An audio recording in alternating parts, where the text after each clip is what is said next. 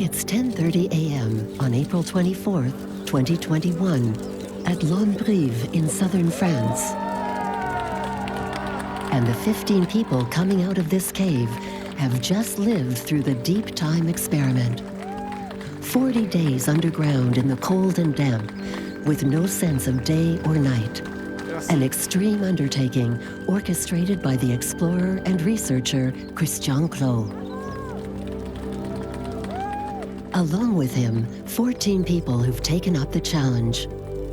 They put aside any notion of time to try and decipher the human body's mechanisms of adapting to extreme situations. Adaptation occurs when you're faced with an unknown situation. Your first impulse is to avoid any suffering and to feel okay, calm in the knowledge that you can survive it as long as necessary. The experiment was closely monitored by about 30 scientists, all experts in neuroscience, the biological clock, and the sensory system, and all seeking to understand how the human brain perceives the passage of time when freed from its social and cultural habits. With this deep time protocol, the big question is that if you remove the alternation of light and dark, and you no longer know what time it is anymore, where does that leave you? Are you going to be more disoriented? And how on the sensory level will people react? Studying the brain's plasticity over a period of 40 days has never been done before. We'll finally get an idea of what those adaptive mechanisms really are.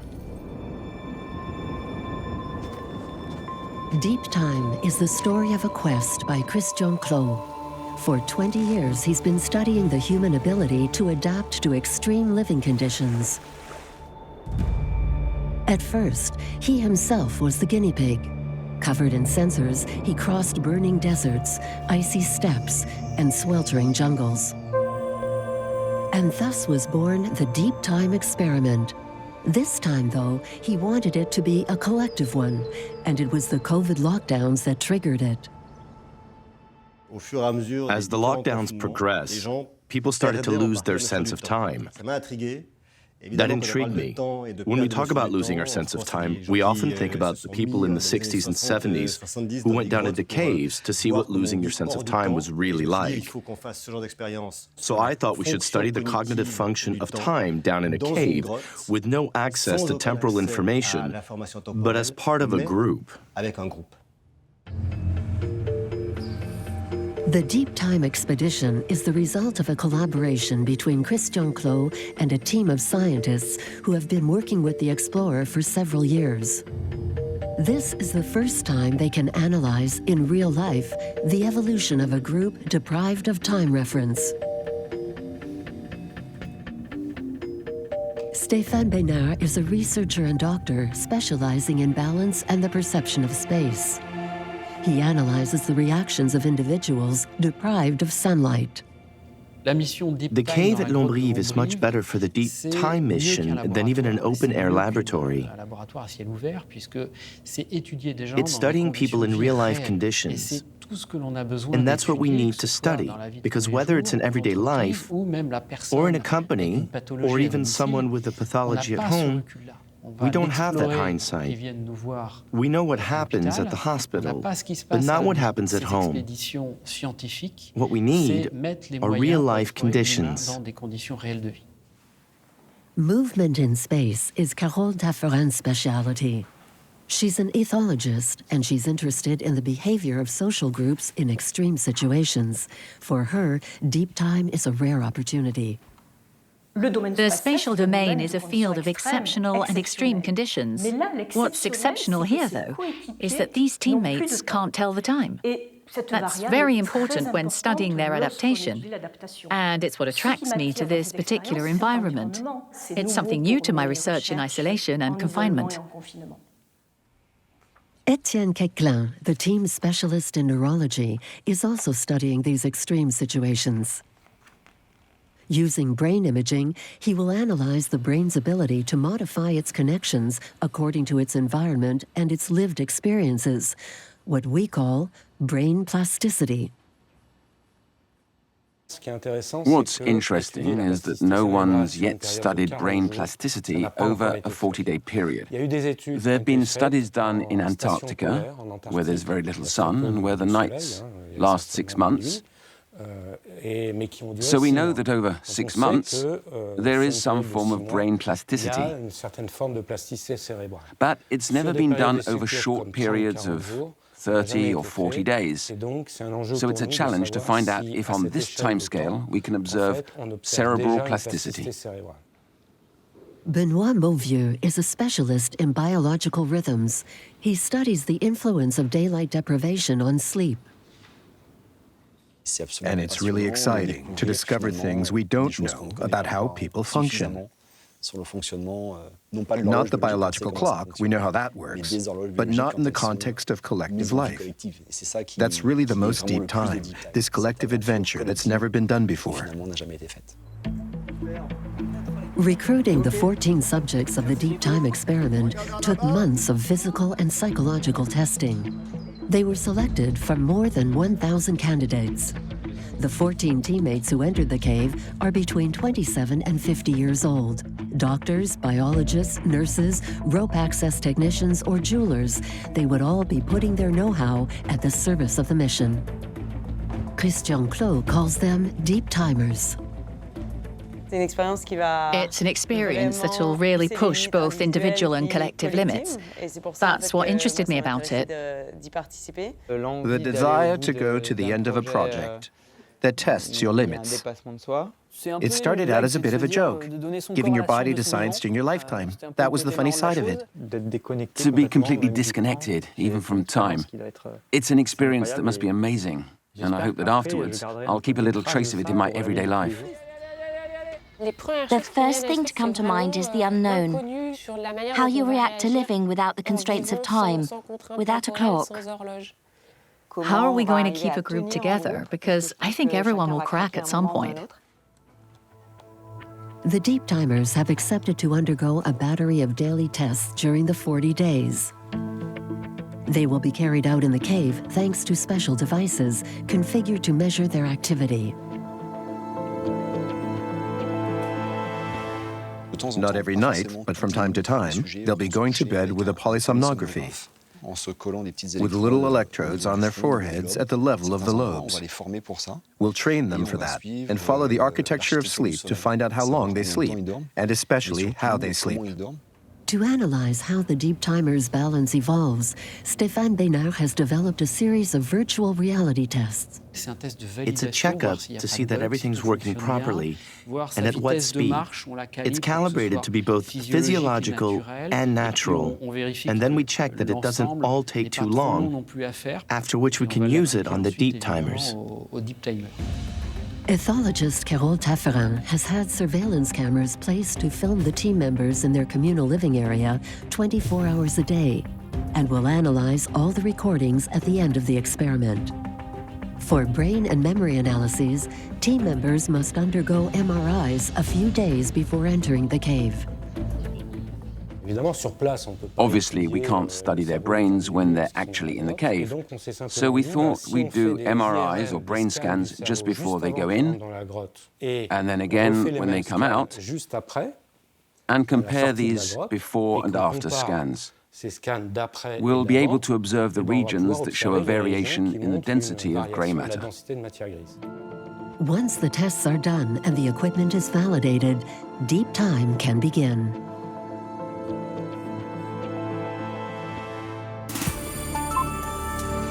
Bonsoir et bienvenue. Une expérience scientifique appelée Deep Time débute ce soir. Pendant 40 jours, 15 hommes et femmes confinés volontaires dans une grotte hors du temps. Le groupe va vivre sans montre, sans téléphone et sans lumière artificielle. Le but est d'étudier la capacité d'adaptation de l'être humain à la perte de repères. D-Day has finally arrived. In a few hours, the teammates will enter the cave. We're going to wait till 4:30, so you still have 30 minutes to make your last phone calls. Then you'll be leaving your mobile phones behind and going in. Tonight, guys, we enter the cave. It's like stepping into another world. Having a lot of things to do occupies your mind. It's much nicer. The tension's rising a bit, but it's done now. I've called the people I had to call. Don't think I've forgotten anything. Turning off. Here we go then. 40 days without a telephone or a watch. That's cool. Yeah. Emily, the group's nurse, is calling her parents. We're off in 15 minutes. Here we go, Mom. 40 days. I'm happy I'm going in. I've been working on this project and dreaming about it for months. But that doesn't mean it's easy. It's an important moment.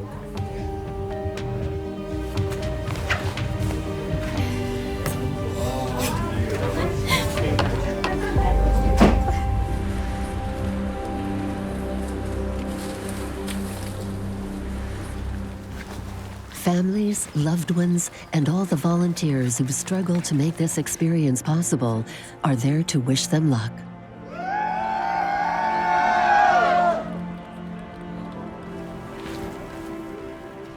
Let's go!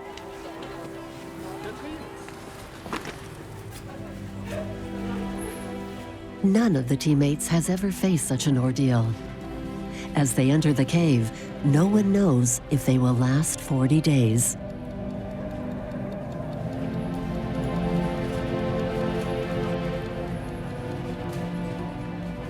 Christian Clot didn't choose the cave of l'Ambrive by chance. Despite a constant temperature of 10 degrees and 100% humidity, it's big enough for team members to feel at ease. Once they're through the narrow conduit called the Passage of Crime, the team members find themselves in a huge room nicknamed the Cathedral because it's big enough to contain Notre Dame de Paris.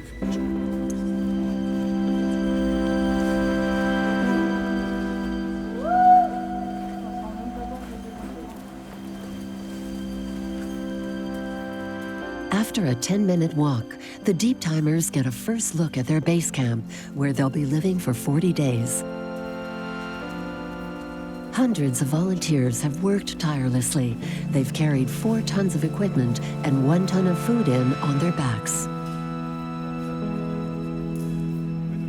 The cave has been transformed into both a place to live and a real field laboratory.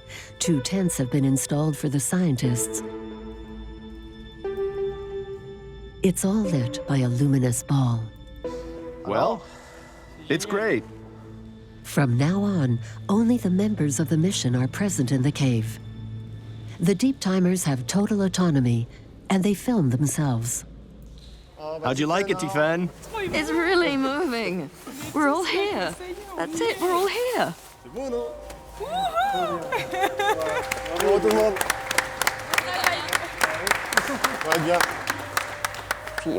I'm really so happy to be doing this, but especially in a group. I could never have done it alone. With us all in a group, we should come out of it pretty much unscathed. I'm one of the big sleepers, and I'm worried I won't even see anyone else. That's the sort of thing I'm thinking. My problem is that I'm a bit impatient. I reckon the deep time experiment will make me work on that. It's harder to be impatient if you don't have a watch.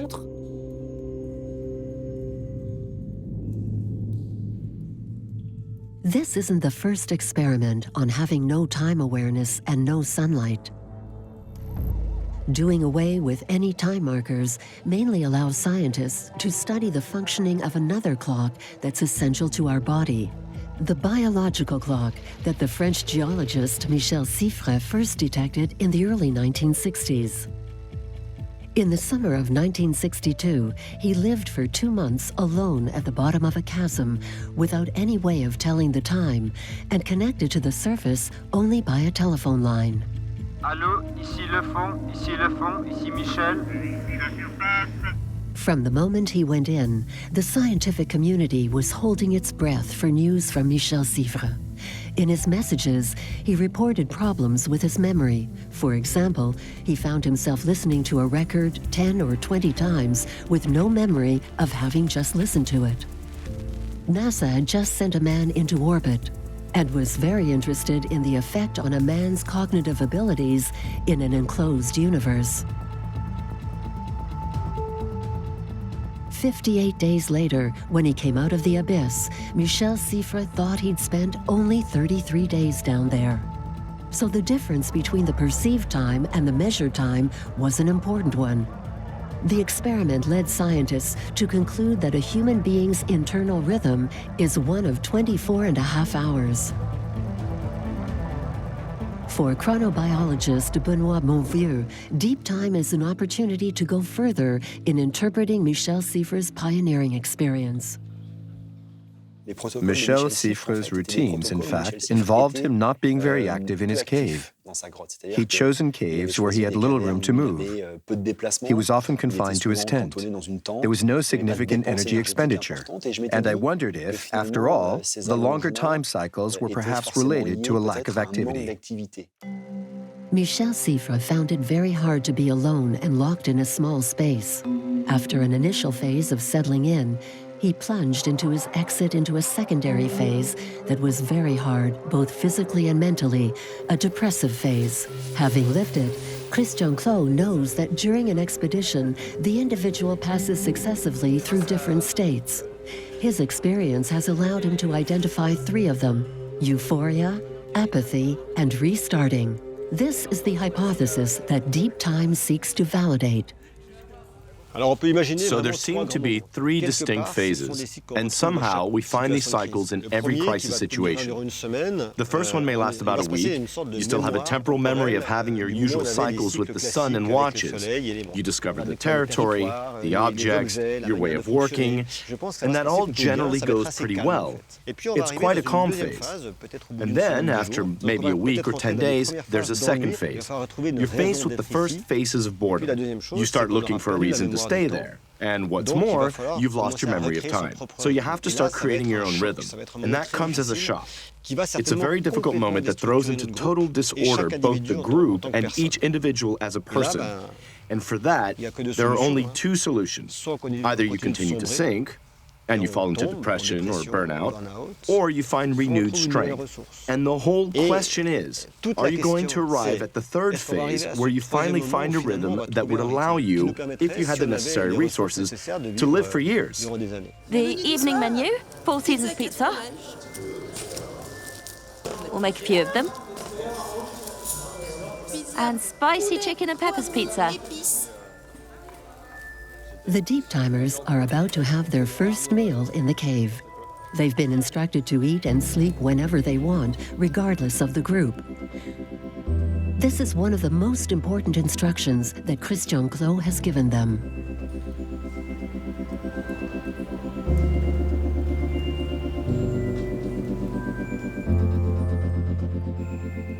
After dinner, and still in their outside world rhythm of life, they all go to bed.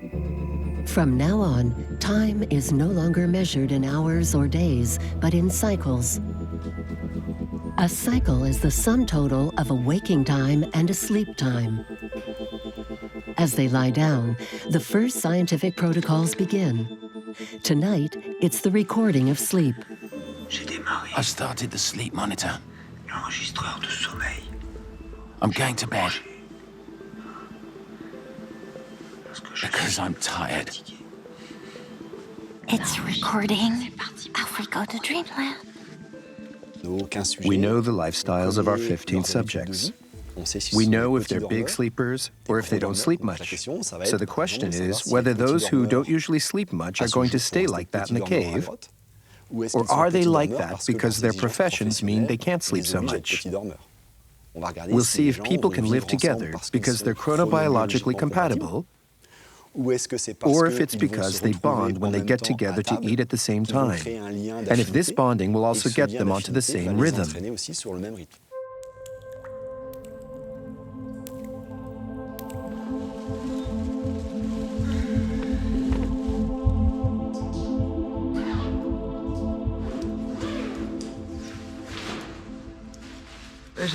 I slept really well.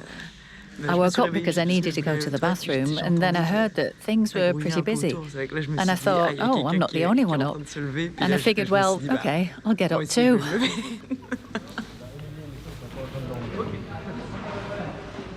I was cold, and I got up several times to get yet another blanket. So it was quite a difficult first night.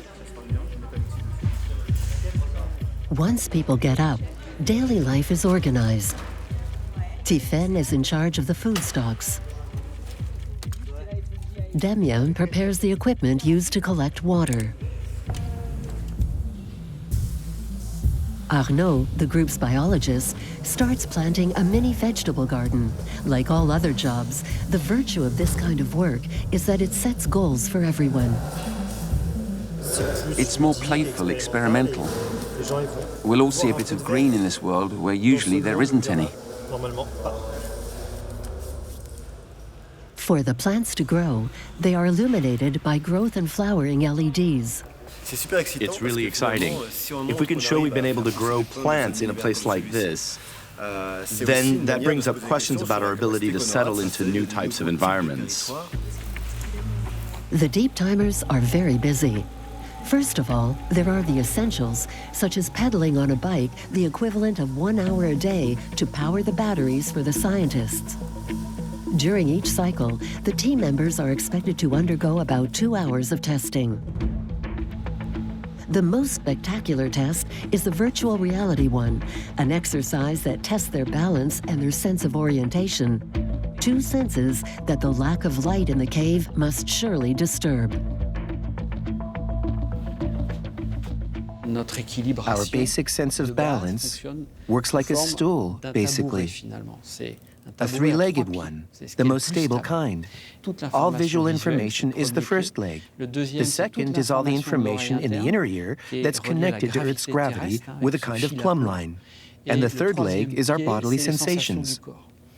All 3 come together not on the seat of the stool, but in the brain. Here in deep time, we'll radically reduce the brightness to almost nothing, just the field of view of a headlamp. We're going to take measurements before, during, and after. We'll see if the subjects can retain their orientation skills and sufficiently adapt to this environment to keep on surviving in it. Living for 40 days somewhere as dark as this cave will certainly require a lot of visual effort from the deep timers. Effort that should, according to neurobiologist Etienne Quéclin, lead to changes in certain areas of the brain. The brain is an adaptable organ that can develop, if it's trained to, in certain activities. Take, for example, a pianist who plays the piano very regularly. He'll see the motor regions of his hands develop. So obviously, on an expedition like this, we think we'll probably have variations and maybe decreases in grey matter. We'll be looking closely at the hippocampus, which plays a critical role in episodic memory. We're also interested in the prefrontal regions, which are associated with judgment and decision-making, especially when it comes to adaptive behavior. And then, obviously, all the regions of the visual cortex that deal with visual stimuli and visual information. So we expect to see significant variations in grey matter density. At the end of the first day, nearly all the teammates have followed an almost identical cycle. They are on their 3rd meal and are about to go to bed. However, there's someone who's already standing out. No one has seen Emily all day, and Christian admits he's a little worried.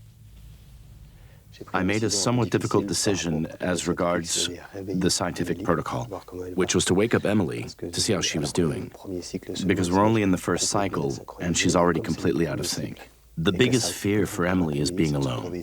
Well, if she doesn't wake up, she'll find herself alone when everyone else goes to bed. Christian wakes Emily up. Hello, Emily. Hello. How are you doing? Okay. I came to see you because you've been sleeping for a long time. I know. Well, I'm glad you're all right. I was worried. I'm not dead yet. Okay. I'll be right there. Okay. Wake up gently then. From the very first night, Emily is already completely out of sync. The other deep timers are surprised. You know, you almost missed us. We'd have all gone to bed. Would you have woken up? Well, yeah, but... You'd have been all alone. Well, that's the game, right? But all alone. I'm tired of seeing you all. I'm still alive and just stretching out. Physiologically speaking, when someone's able, in absolute silence, without temporal constraints or professional or anything, well, I don't think you could sleep more than, say, 15 hours. That's pretty good going. I didn't ever expect to record 30-hour nights. Desynchronization happened astonishingly fast for Emily, but it's slower for other deep timers. As Christian Clot predicted, they're still in the euphoria of discovering things and installing things. The cave's as busy as a hive, and everything's new. There's so much to do. You could say we've got a lot on our plate. First of all, we've got to organize our living space properly. Everything's been brought into the cave, but nothing's really organized. The food reserves, setting up our life systems. Everyone follows the instructions to the letter, to live at their own pace and listen to their body. And gradually, the cycles are breaking loose from the norm. Cycle 5, around midday. Cycle 5 too, more like end of the day. I got ahead of Francois. So from the word go, the result confirms what we'd already observed in previous experiments. Like Michel's Cifre, where days got elongated from the very start. All the subjects will cease to operate on a 24-hour rhythm. It will always gradually lengthen, so progressively they'll go from 24 to almost 30 hours. But we can see that the group is relatively synchronized, which means that they all pretty much follow the same drift. With the cameras she set up, Carole Tafferin, the ethologist, can objectively monitor everyone's behavior. I objectively note a position, an orientation, a presence. For example, this subject has 1, 2, 3, 4, 5, 6, 7, 8 teammates in his visual field. After a week, just a few days, there are still remnants of morning, noon, and evening. You could call it impregnated time. We're not very out of sync yet. We're still in that famous temporal memory that humans have in them, potentially from the outside world. During these first cycles, most of the time is devoted to tasks that require the presence of all the team members. In particular, learning the ropes. Damien's the abseiler of the group and has to train everyone while the group is still synchronized. It turns out that our drinking water is either 20 meters above us in a suspended lake or 90 meters underground at the bottom of a canyon.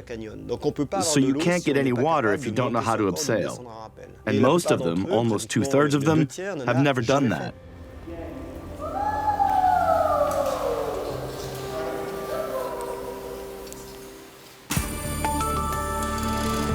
Bonjour, soyez les bienvenus. Le Premier ministre qui a donné les nouvelles règles du confinement hier soir, conséquence directe. Ce matin, les trains faisaient le plein. Gare Montparnasse à Paris, réservation en hausse de 20% vers le sud et l'ouest de la France. Les Franciliens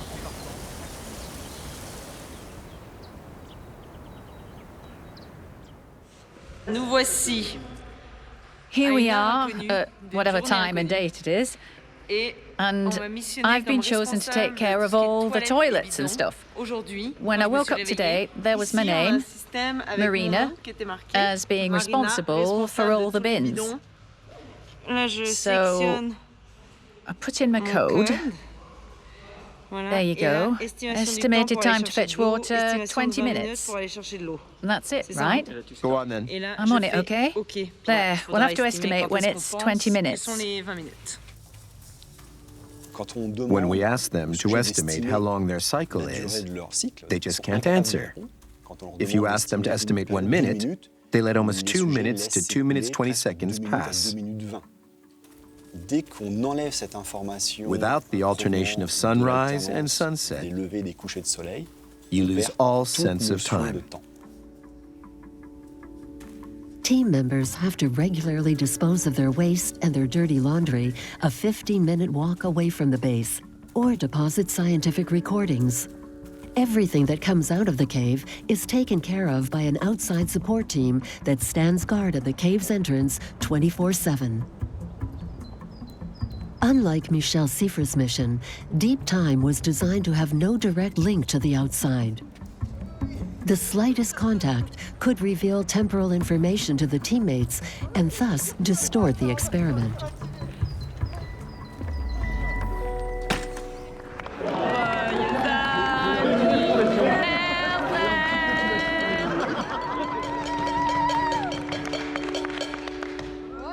March 27th is Emily's birthday.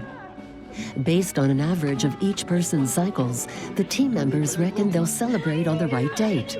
In reality, they celebrate her birthday on March 30th. After 16 days in the cave, the Deep Timers are already 3 days behind. France Inter. Les Pays-Bas suspendent les injections d'AstraZeneca pour les moins de 60 ans. Quant aux Allemands, eh bien, ils se précipitent, eux, à Majorque, en Espagne. 50 vols par jour en moyenne depuis que Berlin a sorti la destination des zones à risque il y a 2 semaines. La plus grande île des Baléares. Well, you just got up, and we're going to bed. So you're both going to have a long day together. Some of them are brushing their teeth, and some are getting ready for bed. And others are just having breakfast. You okay? Is your day starting well? So far, yes. We're off to bed. Sleep well. It's really incredible. I think I'm going to stay with Margot a bit. You're staying with Margot? I'm not sleepy. I'm going to finish my journal, I think. Okay. You won't be alone. Okay.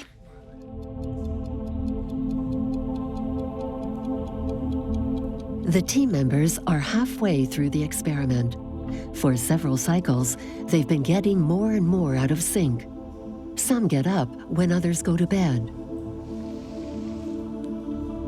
The cold and humidity are making life difficult. There we go. Well, this morning we woke up and the tub was bulging and full of gas. Despite the sawdust, I think these were no good before they were put in. So we got mashed carrots, potatoes and carrots. Here we got carrots and onions, and here, carrots. We'll all be able to see in the dark. In the early cycles, the Deep Timers have been very active. But now, fatigue's setting in. The expedition has entered the second phase, the one that Christian Clot calls the phase of apathy.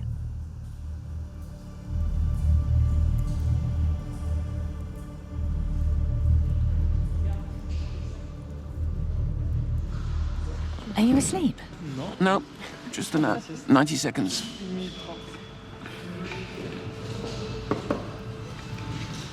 You tired? Yeah. Torpor has settled on the group. One sure sign of that is the dramatic drop in the number of people out in the living space. It's what Carole Tafferin calls social orientation. Between the 3rd and 4th weeks, we see a drop in social orientations of 1,000, down to less than 300. What we actually see is a decline into inactivity, a hypoactivity of the whole group. It's reflected on the altimeters too. Which means that our little bracelets that record accelerations, movements, displacements are showing a clear decrease in activity. The group's completely dispersed. People are just following whatever rhythm is profoundly natural to them, and that they need. I've been alone in the camp for hours now in the dark. I try to keep busy. I've written my journals. I read a bit. But you soon get bored on your own.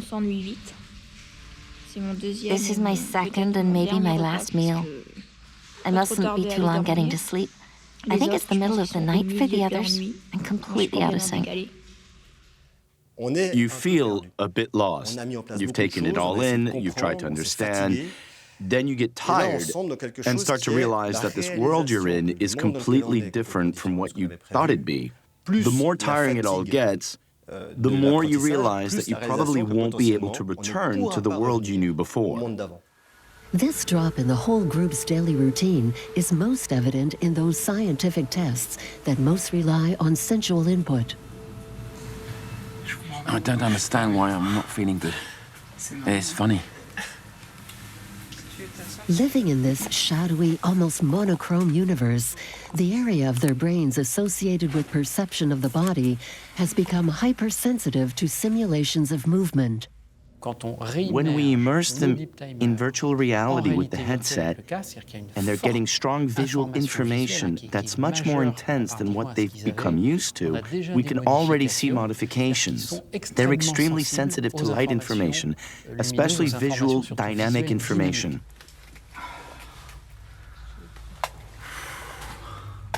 The brain won't completely blank out the neurons that deal with this, or wipe out all the information and remain silent. On the contrary, they become hypersensitive. So what are the symptoms, Jérôme? Nausea, all that? Nausea, digestive disorders, hot flushes with loss of balance, need to sit down and then lie down. Maybe hypertension with a vagal condition. The part of the brain that handles object recognition seems to have partially atrophied. There are decreases in grey matter in regions associated with object recognition because only the local living space is illuminated. Everything else is in the dark. And then obviously the number of objects that the subjects come across in their lives in the cave is very limited. So we find that side of things, the visual field is weakened.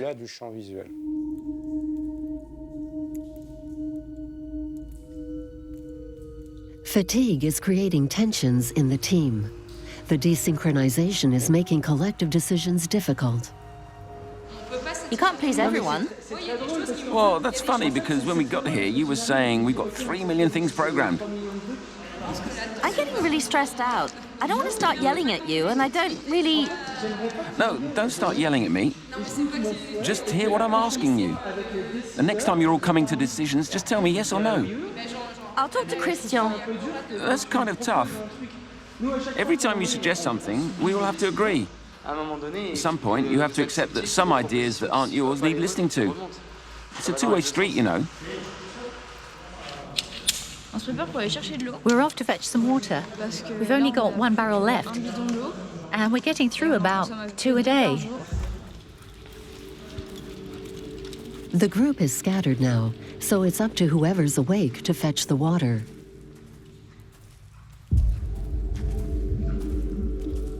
Now that the deep timers are all trained in rope techniques, they're able to do it themselves.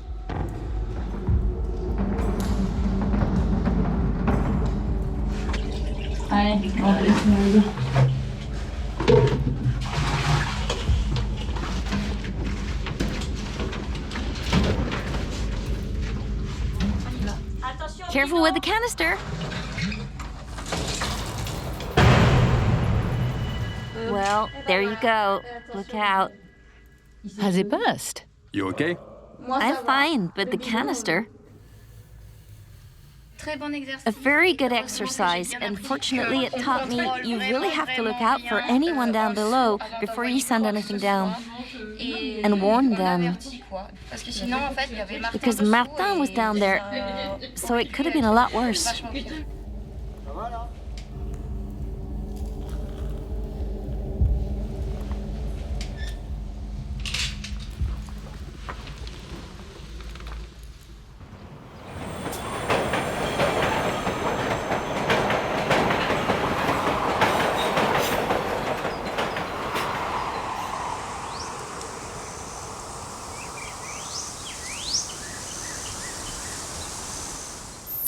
Anyone there? On day 27 of the experiment, there's a big problem. Oh no, there's a power cut. There's no more light at all. A blackout 500 meters underground. With them all now following different rhythms, the lights in the cave have remained constantly on. All right, we've got a light there. An overload has blown the fuses. Will they have to carry on in complete darkness now? There are two problems. First, to have light, we have to be able to recharge the batteries. Because without light, it'll be difficult to go on. Once we have light, will it be enough for us to move around the cave, or will we just have minimal lighting and just stay here where we are and sleep? That's going to change the way we live. So this is stressing a lot of people out, but that's normal. We just think, hey, it's not so bad, we're prepared. On the other hand, though, we're thinking, what's going to happen? It sounds silly, right? But this power cut is a real warning that we're still in a hostile environment, far from everything, and you can't just solve any problem with a click of the fingers. We have to find solutions to go on adapting and operating, even with a power cut like this.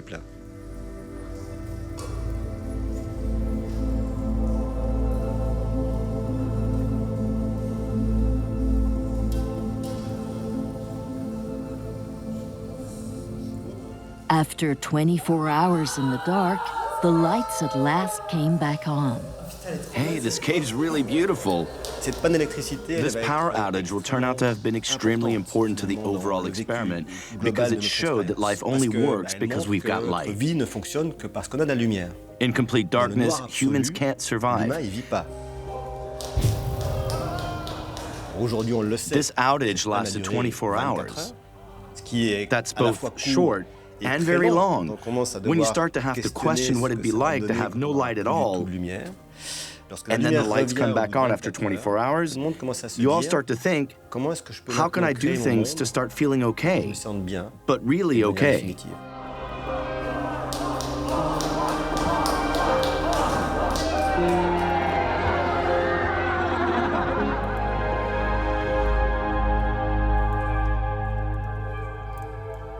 To Christian's great satisfaction, the group dynamic played its part fully in the traumatic episode of the blackout. Although Michel Siffre sunk into depression because he felt all alone in the dark, here, the group really became the bonding element, as if all the moments the teammates had spent together had replaced both the sun and the clocks. What emerges is a new social clock. It doesn't require spending a long time together, but it does take a lot of little moments of communal life because they're your only landmarks. They're the only thing that will revive things for you. A major component of this expedition is that it was a group effort. In the pilot experiments we did with Christian, he was all alone. And so we could observe a decrease in grey matter in specific brain regions, such as the temporal-parietal junction, as it's called, which specializes in our ability to consider other perspectives than our own. It's the basis of human communication, if you like. In the group, there was no decrease in grey matter in this temporal-parietal junction. So the group obviously has a considerable importance in the results we observe. The whole evolution of our species means that we need to live in groups. There may have been that phase of apathy, but that was at the end of the project, and it was replaced by small groups that formed who obviously felt the need to create a social activity around a project. Those people all came together in the same social organization. After the apathy phase, and with a long-awaited third phase well and truly on its way, the deep timers are grouped according to their activities. They explore the cave, each time somehow pushing back their limits. The cave of Lombrive is on 3 levels and contains kilometers of galleries. My boat's sinking, but very slowly. It's got a little hole in the bottom, so I just inflate it again as I go along. All together again now, the team discovers a world that was formed 20 million years ago.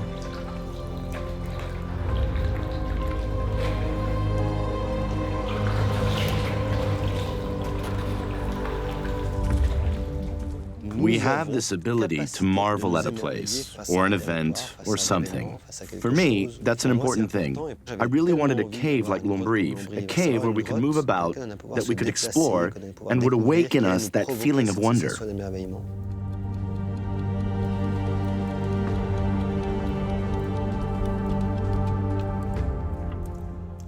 What's crazy is that this is just the kind of terrain that gives me the creeps.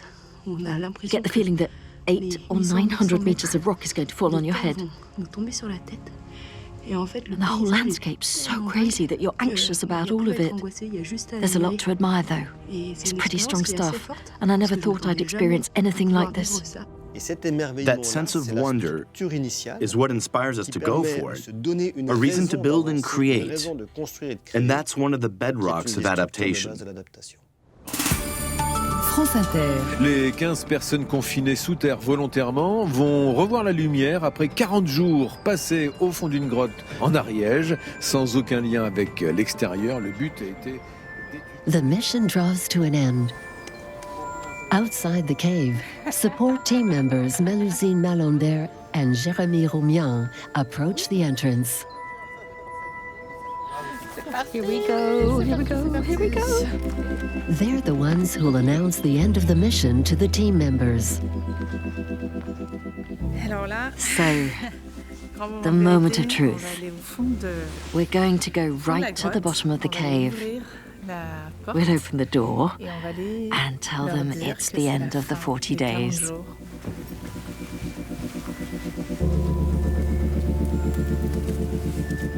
None of the deep timers suspects that the experiment is coming to an end. They've just spent 40 days in the cave, but most of them still think it's been only 30 days.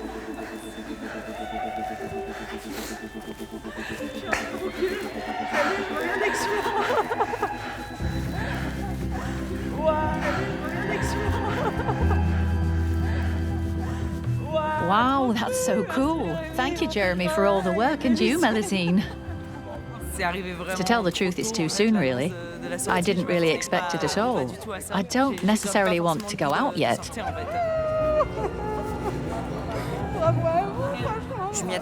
I expected it, but I didn't think it'd be so soon. I thought the days and nights were longer than that. Exactly 40 days. Well done. I'm only halfway through the experiment. I'm on day 23. I'm on my 30th cycle. I really didn't think it was going to end just yet. So it's both a huge surprise and then immediately an immense sadness. I can see it in the eyes of most of my teammates.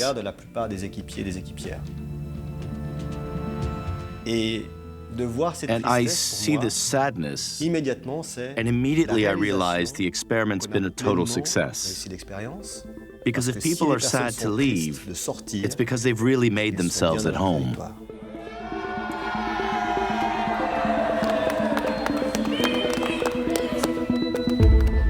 Apart from fatigue and a bit of tension, the deep time experience is a success. All the crew members have lasted 40 days. It will take several more months for Christian Clot and the scientists to draw all the conclusions from the thousands of data collected during the experiment. But already, the first results shake up a number of certainties. So, with all the subjects we record, cycles extended by 24 hours. On average, our 15 subjects had days of about 33 hours. So that shows a longer extension for all of them. No ambiguity there, nothing new about it. It's a bit more surprising, though, that according to the data we had, there's considerable variability. Sometimes we go from a 25 to 26-hour cycle to a 60-hour cycle.